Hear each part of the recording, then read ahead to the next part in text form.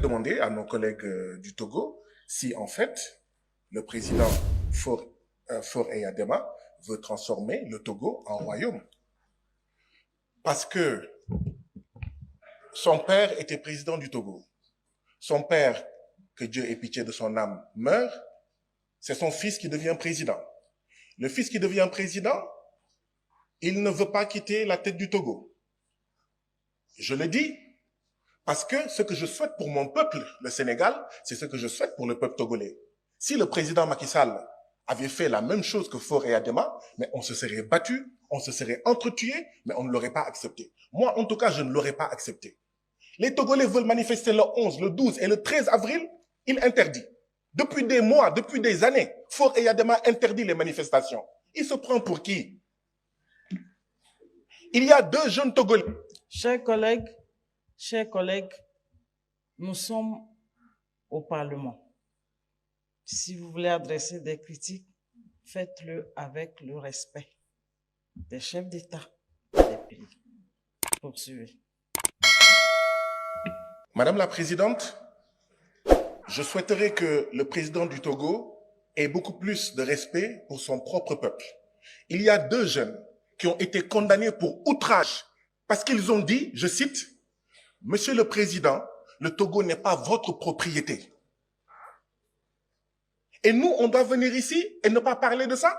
Si je n'en parle pas, ça veut dire que je souhaite la même chose pour le Togo. Je souhaite la même chose pour la Guinée ou pour le Cap-Vert.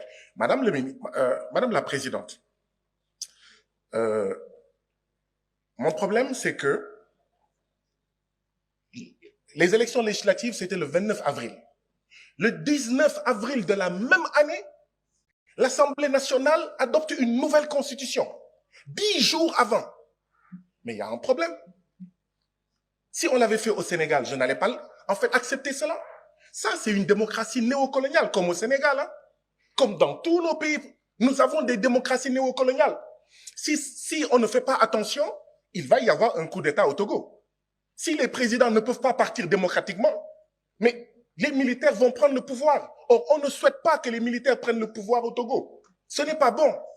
Il faut laisser les populations, d'accord, manifester leur point de vue, manifester, faire des manifestations, etc. Votre temps est écoulé. Je suis désolé pour vous. Votre temps. Je voudrais que ce Parlement de la CEDEAO constate que les chefs d'État de la CEDEAO soutiennent un membre de leur syndicat de chefs d'État, en l'occurrence le président Embalo de la Guinée. Bissau.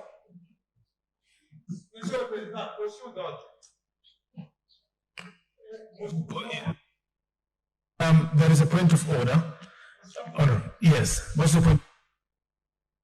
Président. Monsieur le Président, je voudrais attirer l'attention des honorables députés que nous sommes ici. Vous n'étiez pas là quand certains pays ont présenté leurs rapports. Translation, please. Can you help us? Repeat what you said. Merci beaucoup, Monsieur le Président. Monsieur le Président, je disais que je voudrais appeler... Please, translation, please. Merci beaucoup, Monsieur le Président. Monsieur le Président, je disais tantôt que je voudrais attirer l'attention de nous, les députés que nous sommes dans ce Parlement.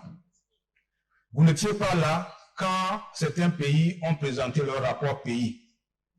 Mais des propos de notre collègue Guy Marius, c'est des propos qui sont inadmissibles et inacceptables.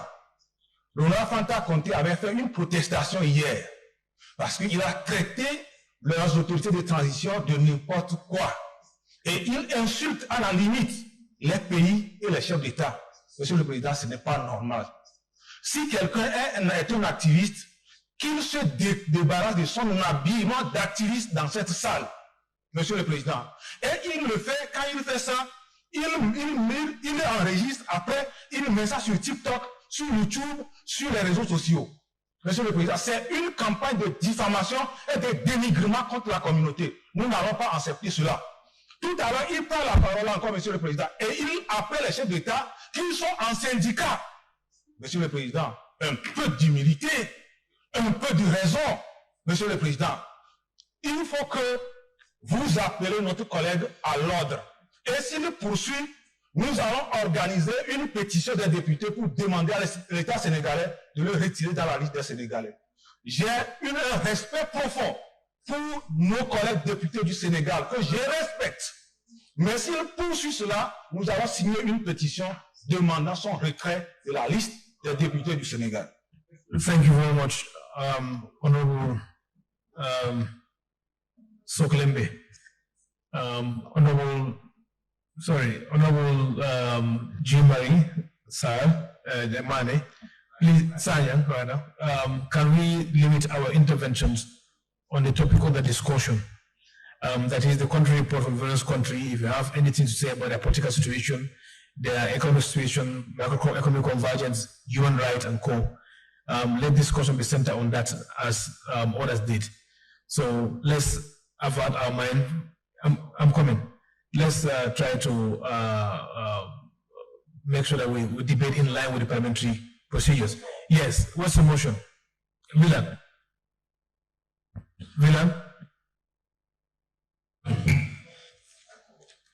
Alors, Monsieur le Président, je voudrais nous rappeler qu'en prenant fonction ici, chaque parlementaire prête serment. Que chacun relise les termes du serment que nous prêtons. À partir du moment où on a prêté serment et qu'on est parlementaire, on n'est plus parlementaire d'un pays. Cela ne veut pas dire qu'on doit insulter les chefs d'État. Il ne veut pas jusqu'à la fin de la Cela ne veut pas dire qu'on doit insulter les chefs d'État. Monsieur le Président, ce n'est pas ça la prestation de serment. Monsieur le Président, je peux continuer? Je voudrais inviter mes camarades, mes collègues qui semblent être surexcités parce que c'est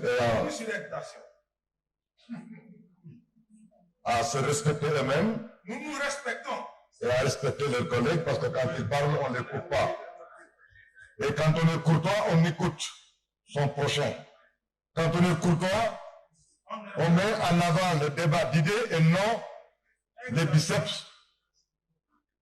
Je trouve malvenu et très discourtois certains comportements et je voudrais vraiment leur demander de se retrouver à travers les conseils sans que je leur donne. Il s'agit de demander, il s'agit de contempler. Je ne vous permets pas de me traiter comme ça parce que quand vous parliez, j'étais là à côté de vous. Et j'ai mon point de vue à dire. Monsieur le Président, si vous ne pouvez pas le discipliner, moi, par les idées, je vais leur demander de se conformer au règlement intérieur et d'avoir la politesse, la courtoisie d'écouter. Quand on est fort, sûr de son idée, quand on a des convictions, on doit être capable d'écouter. Ça ne sert à rien de sauter ici, de gazouiller comme des oiseaux. Non, il faut développer, argumenter. Thank you very much.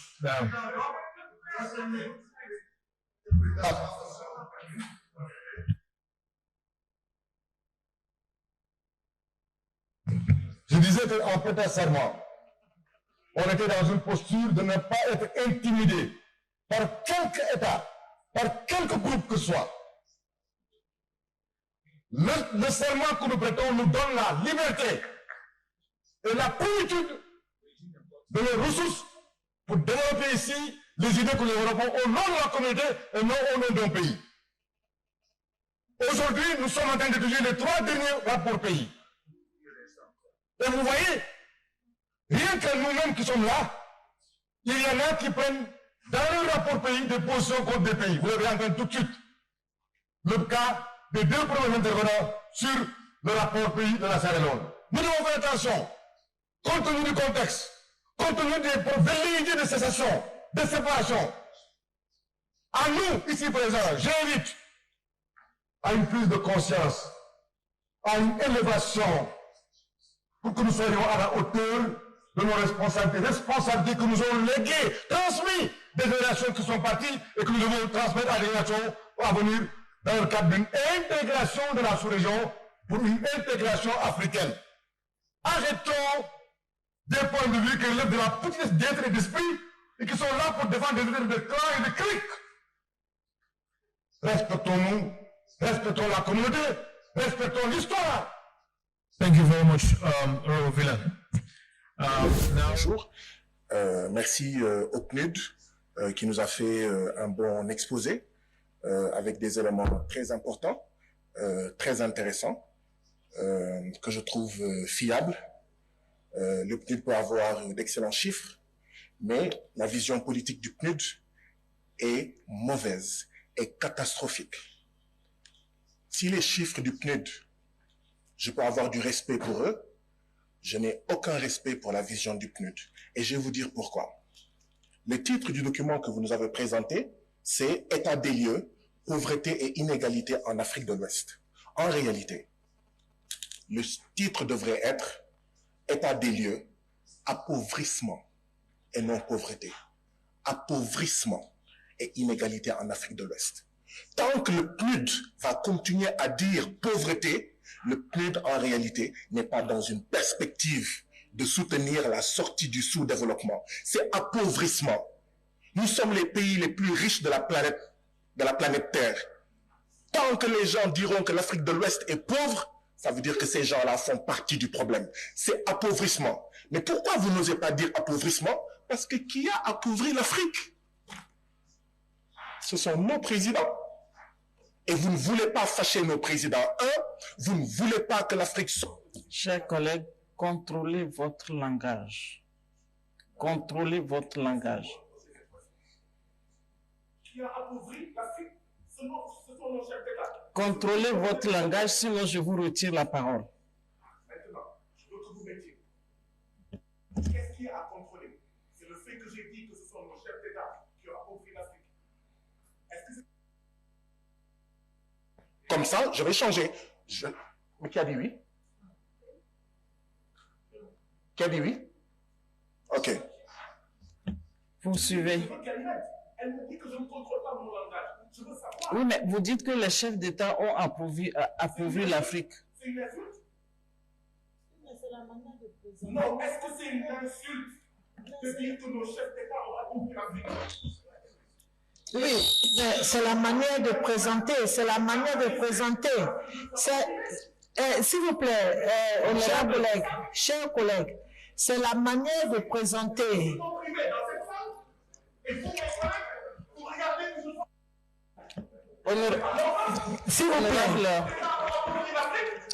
S'il vous plaît, la liberté de parole ne veut pas dire que vous devez dire n'importe quoi à l'endroit des chefs de l'État. Oui, c'est n'importe quoi que vous êtes en train de dire. Mais c'est vous qui êtes plus n'importe quoi que qui que ce soit. Vous êtes n'importe quoi. Vous êtes n'importe quoi. Vous devez contrôler ce que vous avez à dire. Vous devez contrôler. Vous ne pouvez pas vous adresser au chef d'État. Ce ne sont pas vos amis. Vous ne pouvez pas vous adresser au chef d'État n'importe comment. Je ne suis pas d'accord. Je ne suis pas d'accord. Vous devez être tout droit. Nous avons l'obligation d'être parlementaire tout droit. Vous ne pouvez pas vous adresser au chef d'État n'importe comment. Qu'est-ce que ça veut dire?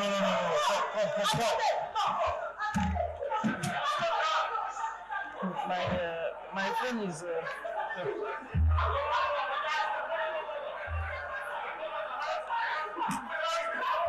Chers collègues, la séance est suspendue. La séance est suspendue. La séance est suspendue.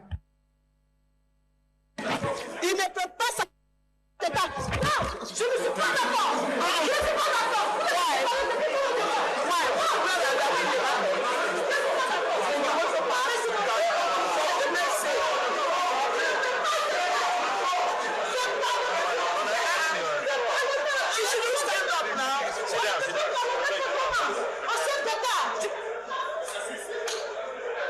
Qu'est-ce que vous lui reprochez? Ce que je reproche au... Parce que vous avez irrité en réalité. En fait, à Sagnan, c'est le ton. irrévérencieux, c'est des propos véhéments contre les chefs d'État et c'est des attaques directes. Voilà. Et il a été à maintes reprises interpellé et le bureau l'a convoqué pour qu'on puisse quand même harmoniser un peu les choses, les débats, réorganiser. Peut-être on s'est dit que comme il est nouveau, il a peut-être pas le fonctionnement, il ne connaît pas le fonctionnement du Parlement, donc c'était l'occasion pour nous d'échanger avec lui et puis lui donner quelques orientations, mais il n'est pas venu. Il n'a pas répondu à la convocation du bureau et moi-même personnellement, je l'ai approché par 2 fois en séance et il m'a dit qu'il est libre de dire ce qu'il veut, comme il veut et quand il veut.